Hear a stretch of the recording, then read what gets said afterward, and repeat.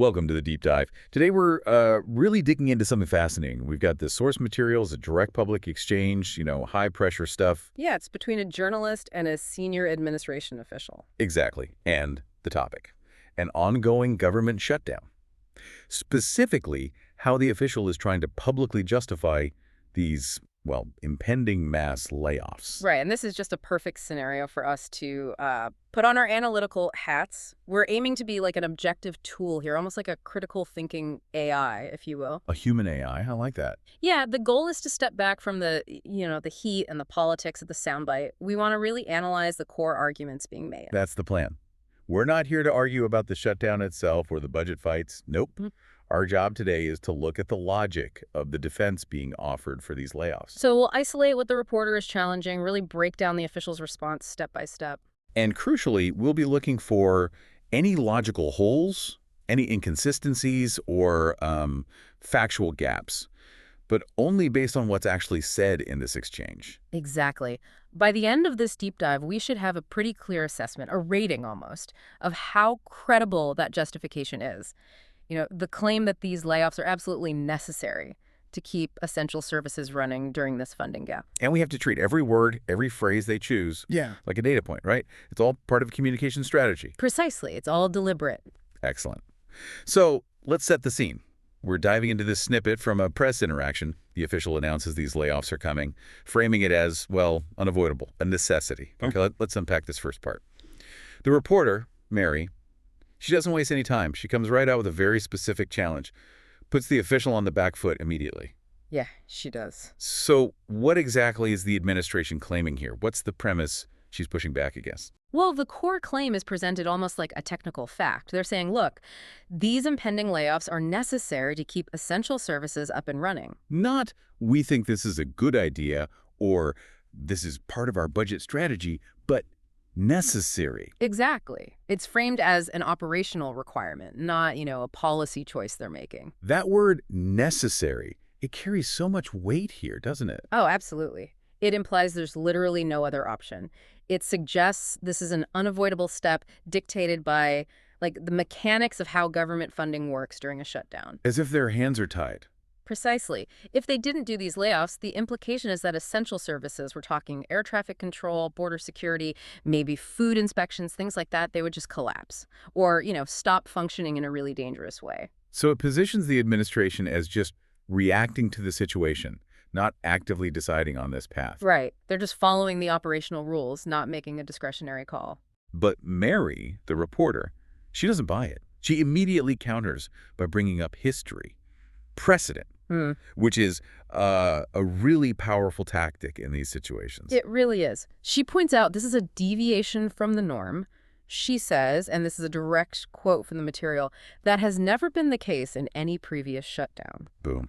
Just lays it out there. Yeah, it instantly shifts the burden of proof. She's basically asking, okay, what's so different about this specific shutdown that breaks with decades of how these things have been handled? And she's not vague about it either. She gives a concrete example. Yeah, very concrete. She brings up the 35-day shutdown during the previous administration, specifically mentions Trump's first term. A longest shutdown in U.S. history. Exactly. And her point is crystal clear. During that very long, very intense shutdown, the government did not, quote, have to lay off thousands of workers to keep essential services up and running. So that's the fundamental question right at the start of our deep dive, isn't it? If the government managed a 5-week shutdown without needing these mass layoffs for essential functions, why are they suddenly necessary now? Presumably much earlier in this shutdown. It's such a potent comparison because it demands an operational explanation. The official can't just talk about, their general philosophy on spending. No, they need to point to something specific, a change in the law, some fund that's suddenly empty, a new structural problem that wasn't there a few years ago. Exactly. They have to explain why the 35-day shutdown isn't relevant anymore. And if they don't address that specific comparison, well, that's telling, isn't it? It suggests the necessity isn't really operational. It suggests it's political. Yeah. Or philosophical.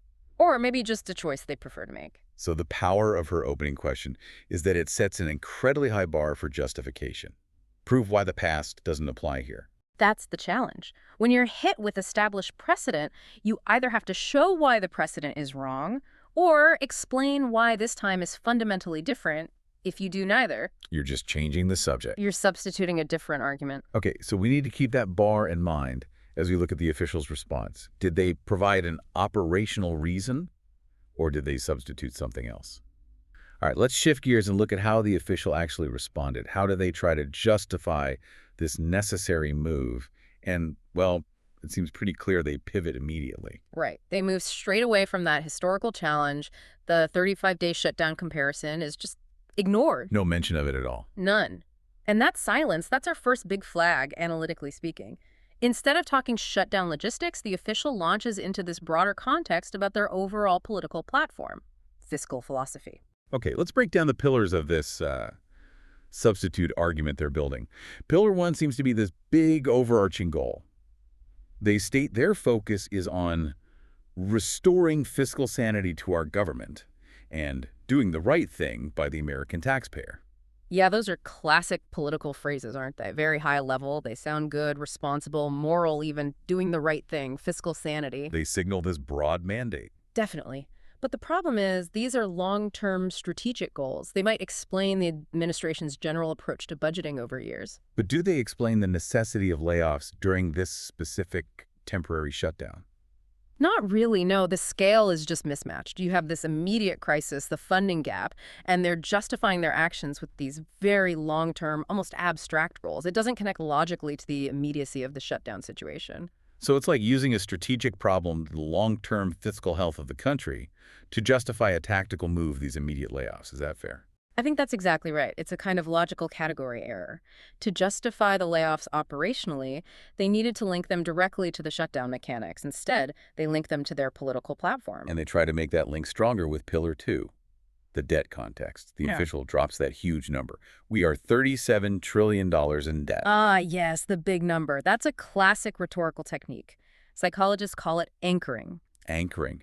How does that work here? Well, by throwing out this enormous, frankly terrifying number, $37 trillion, right next to the decision about layoffs, you immediately reframe the issue. How so? The layoffs stop looking like, maybe a consequence of a failed negotiation or poor planning for the shutdown.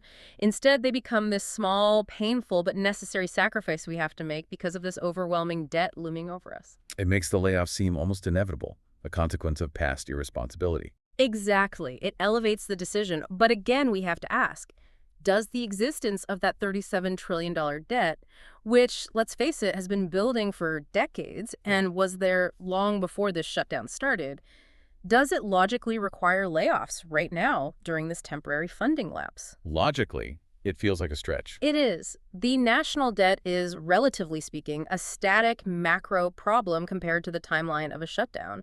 The debt was there yesterday, it's here today, it'll be there tomorrow, whether these specific workers get laid off or not. So if the $37 trillion debt truly necessitated these specific layoffs. And they should have happened anyway, right? Regardless of whether Congress passed a stopgap funding bill or not, the argument isn't really logistical. It's philosophical. Right. It's, we must cut spending because we have this huge debt. Presented as if it's, we must cut these jobs because the shutdown mechanics force us to. One argument is substituted for the other.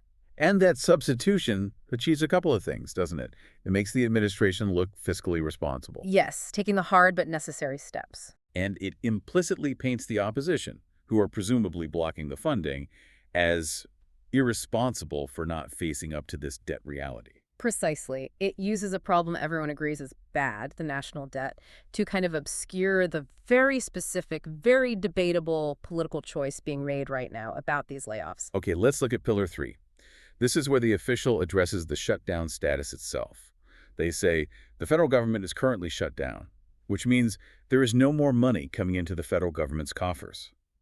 This feels like the closest they get to an operational point. It sounds operational, but we need to scrutinize this one really carefully, especially remembering Mary's point about historical precedent. Because the phrase, no more money coming in, might be misleading. Deeply misleading, yes, when you're talking about essential services. Technically, new appropriations stop, that's true, but the way essential services operate during a shutdown is governed by specific laws. Okay, so how does the law handle this? What's the difference between essential and non-essential funding when the money stops? This gets us into something called the Anti-Deficiency Act. It's pretty essential here. Basically, when appropriations lapse, the Act says non-essential government functions have to stop. Full stop. Okay, that makes sense. But, crucially, it has explicit exceptions for essential services, things related to protecting human life or property. Think Border Patrol, air traffic controllers, meat inspectors, that kind of thing. And what happens to them? They are legally required to keep working. They don't get paid during the shutdown, but they continue their duties. They work without pay. Yes, with the near certain expectation, based on all past shutdowns, that they will receive back pay once Congress passes a funding bill. This is the standard practice, the historical norm the reporter was alluding to. Got it. So the government isn't actually paying them right now, but it is racking up a debt to them, the promise of that back pay. Exactly. So for essential services, the cash flow is paused, yes, but the operational capacity is meant to be sustained. It's sustained by the legal requirement to work and the promise of eventual payment. Which means the claim that layoffs are necessary to keep essential services running seems backward based on that law. It seems structurally unsound, yes. Under the Anti-Deficiency Act, if your goal is genuinely to keep essential services running, you keep the essential workers on the job, working without current pay but accruing back pay. Okay, but let me play devil's advocate. If they lay these workers off, doesn't that save the government money? They wouldn't have to pay the back pay later, right? Okay, good question. It might save that future back pay liability for those specific laid-off individuals, yes. But, and this is critical, laying them off introduces immediate costs and risks that directly contradict the stated goal of maintaining essential services. How so? What immediate cost? Well, first, the obvious one. If you lay off someone doing an essential job, say an air traffic controller, you degrade that essential service. That's the opposite of maintaining it. Second, those laid-off federal workers usually become immediately eligible for state unemployment benefits. Ah, right. And who pays for unemployment benefits? Often, it comes from funds the federal government contributes to based on payroll taxes. So you could be swapping a delayed cost, the back pay, which Congress almost always approves eventually for those who worked for an immediate ongoing cost, the unemployment checks. While simultaneously crippling the very service you said you needed the layoffs to protect. Exactly. The internal logic seems completely inverted if we take the official at their word that these are essential personnel being laid off to protect essential services.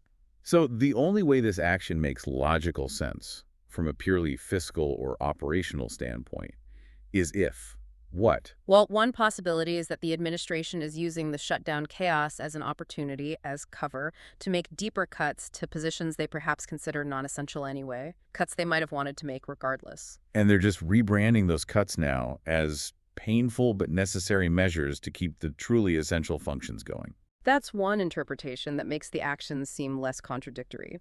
It essentially turns the temporary funding lapse into a chance to push through permanent policy changes related to the size and scope of government workforce. So the phrase, "there is no more money coming in," doesn't actually necessitate laying off essential staff who are legally supposed to work anyway. Correct. It necessitates delayed pay for those staff, according to precedent and the Anti-Deficiency Act. Any deviation from that norm seems driven by something other than pure operational necessity, likely political necessity or policy preference. Okay, that distinction feels really important. Operational need versus, say, political opportunity. And that leads us right into the next part of the official's response, Section 3. Because beyond the debt figures, they need to do more than just defend. They need to kind of go on the offensive strategically. Exactly. They need to frame this in a way that resonates politically and also deflects blame. And they seem to do this with two main strategic points: linking the layoffs to internal inefficiencies and then pointing the finger for why these cuts are happening. Right. Let's look at the first one, connecting the layoffs to waste, fraud, and abuse, WFA. The official claims this administration has been focused on rooting out WFA since day one, since January. WFA. That's a term you hear a lot in politics, isn't it? Oh, yeah. For decades, going back to at least the 80s, promising to cut waste, fraud, and abuse has been a go-to move for politicians of both parties. Why is it so effective? Because it sounds inherently good. Who could possibly be for waste, fraud, or abuse? It assures the public the government is being responsible, watching the pennies, policing itself. It provides this sort of moral justification for cutting spending without having to name specific popular programs. Okay, but how does that connect back to the shutdown layoffs? We have this huge macro problem, the $37 trillion debt supposedly justifying these immediate cuts. Now they're bringing in WFA. How do they bridge that gap? How does cutting waste during a shutdown supposedly help keep essential services running? That's where the logic gets really tangled. It creates what we might call a definitional paradox. A paradox, meaning what? Meaning, the administration seems to be claiming two things that can't both be true at the same time. Okay, lay it out for me. On one hand, they're saying layoffs are needed to protect essential services. The word essential implies these functions, and the people doing them are critical, indispensable for basic government operation and public safety. Right. But on the other hand, they're linking these same layoffs to their ongoing effort to eliminate waste, fraud, and abuse.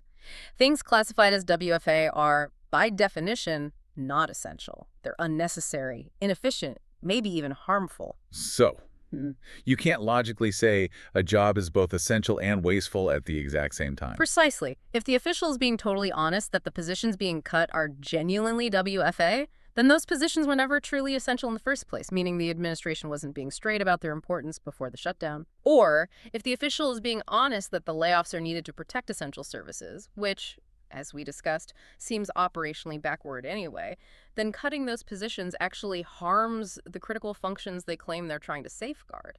Cutting essential jobs isn't cutting waste. It feels like they're trying to have it both ways. It does seem that way. The only way to resolve this paradox, really, is rhetorically. It looks like the WFA justification is being used as an umbrella term to legitimize all the cuts being made during the shutdown. Whether they're truly wasteful or actually essential. Potentially, yes. It frames any reduction in workforce as a positive step towards that goal of fiscal sanity. The shutdown then becomes the emergency that allows them to make these cuts quickly, bypassing normal processes. So the shutdown provides the crisis atmosphere needed to accelerate a pre-existing agenda cutting perceived waste. That's a very plausible interpretation. It shifts the WFA initiative from what might normally be a slow, careful review process into immediate, decisive action. Due diligence gets replaced by emergency measures. And the people being laid off. They get framed almost as collateral damage in this noble war on waste, rather than potentially essential workers losing their jobs because of a temporary funding fight. Wow. Okay. And that leads directly to the second strategic move you mentioned. Assigning responsibility, shifting the blame. Yes, this is where the politics gets very explicit. The official says, and again, this is from the source, Democrats have given this administration an unenviable choice to have to take a look at the balance sheet and identify where these cuts and layoffs can be made. Unenviable choice.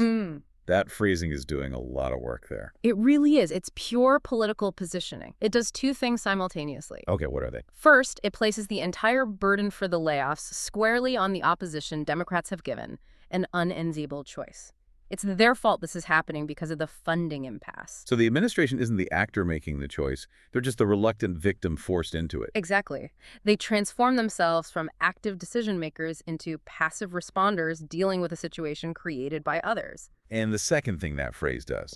It sets up what's often called a false dilemma or a false choice. The official presents only two options. Either let the government continue operating inefficiently, implying funding waste, or make these painful but necessary cuts now. But there's a third option they're leaving out, isn't there? The one Mary brought up, the historical precedent. Operate essential services with workers on deferred pay, as happened in the 35-day shutdown and others. That option, the established norm, is just completely erased from the choices presented by the official. So by framing it as an unenviable choice between only two bad options, they make their preferred action, the layoffs, seem unavoidable while also signaling empathy. Right. They can express regret for the layoffs, unenviable, while simultaneously washing their hands of responsibility for the decision itself. It's a preemptive defense against criticism. They can say, look, we hate to do this, but the other side forced our hand by refusing to be fiscally responsible. Precisely. It neatly ties together the moral high ground, fiscal sanity, cutting WFA, with the deflection of blame. It's the opposition's fault. The messaging goal is achieved. The consequence, layoffs, is blamed on the opponent, while the action, making cuts, is justified by their own philosophy. Okay, this brings us to the crucial part of our deep dive. We've unpacked the reporter's challenge. We've dissected the official's response layer by layer. Now it's time to put it all together. Let's synthesize. What happens when we hold the official's justifications up against that initial specific challenge? What logical gaps really stand out? Right, this is where we run the analysis as our human AI. Does the official's narrative logically flow from the facts of a shutdown, or is it, well, something else, a constructed story? And the first inconsistency, it seems almost unavoidable, is the biggest one. Yeah. They just flat out didn't address the core premise of the reporter's question. Absolutely. That's logical inconsistency number one, and it's glaring. The official never tackles that central comparison. Why is this shutdown operationally different from the 35-day one, which managed essential services without these kinds of mass layoffs? The silence on that point speaks volumes, doesn't it? It really does. It strongly suggests they don't have a compelling operational answer. There's likely no specific change in law, no suddenly depleted emergency fund, no new restriction that forces this deviation from past practice. If there were, you'd expect them to state it clearly. Instead, what did they do? They substituted. They used these big long-term concerns, the $37 trillion debt, the general goal of fiscal sanity, to justify a very specific short-term operational decision, the layoffs now. Which is, as you said, a non sequitur. It doesn't logically follow. Correct. It's a failure to provide a direct logical rebuttal to the operational challenge raised. So our analysis has to conclude that the stated operational justification, the claim of necessity, is weak, perhaps non-existent based on the information given. It reminds me of that analogy you used asking why someone cut in line and getting an answer about global poverty. The answer might be important in its own right, but it doesn't actually answer the specific question asked. Exactly. And that failure leads us right into logical inconsistency number two, that internal contradiction we talked about. The clash between cutting waste, fraud, and abuse and protecting essential services. Right, the paradox. They claim layoffs are needed to protect essential services. While simultaneously framing those same cuts as getting rid of WFA. It's the core structural weakness in their argument, isn't it? You just can't have it both ways logically. You can't. The public is being asked to believe that the people being laid off are somehow both completely disposable, just waste, and simultaneously so critical that their removal is necessary to keep the government's basic functions afloat. It doesn't compute. A position cannot be both vital for public safety and also an example of government inefficiency that needs cutting. It reveals what's likely the underlying strategy. The layoffs are probably serving two aims. One, advancing a policy goal of reducing the workforce and cutting spending, the WFA angle, and two, using the crisis language of protecting essential services to make those cuts seem unavoidable and urgent right now. So they leverage the shutdown's uncertainty to basically redefine the people being laid off as waste, regardless of what their jobs actually entail. It puts the listener and the public in a difficult position. You either have to pick which contradictory claim sounds more plausible, or you have to recognize that the language is being manipulated to achieve a political goal under the cover of crisis. Okay, let's quickly do our factual error check. Based only on the text we have from this exchange, did the official make any statements that are factually incorrect about external reality? Based purely on the provided source material, no. The existence of the 35-day shutdown is fact. The general scale of the national debt being around $37 trillion is factually in the ballpark. The official didn't seem to state easily verifiable external falsehoods within this specific exchange. Okay, so any rating we give about credibility isn't about disputing those external facts. It has to be about the internal logic and consistency of the justification itself. Absolutely. Our credibility rating here is really assessing the honesty of the stated reason for the layoffs versus the likely strategic motivation behind them based on the logical analysis of their words. So let's synthesize that into a final credibility rating for the official's justification. How does it stack up? Well, if you view the response as a statement of the administration's political priorities, then it's actually highly credible. Meaning? Meaning the official is likely being quite honest about what the administration wants to achieve. They want to cut spending, they want to accelerate the reduction of what they define as WFA, and they absolutely want to blame the political opposition for any negative consequences, like these layoffs. In that sense, the statement accurately reflects their political goals. Okay, so credible is a reflection of political strategy. But what about the stated reason?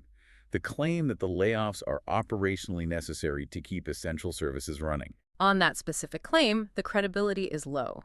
Very low, based on our analysis. Why low? Summarize the key reasons. Because the evidence provided the long-term debt, the focus on WFA simply doesn't logically support the claim of immediate short-term operational necessity during a shutdown.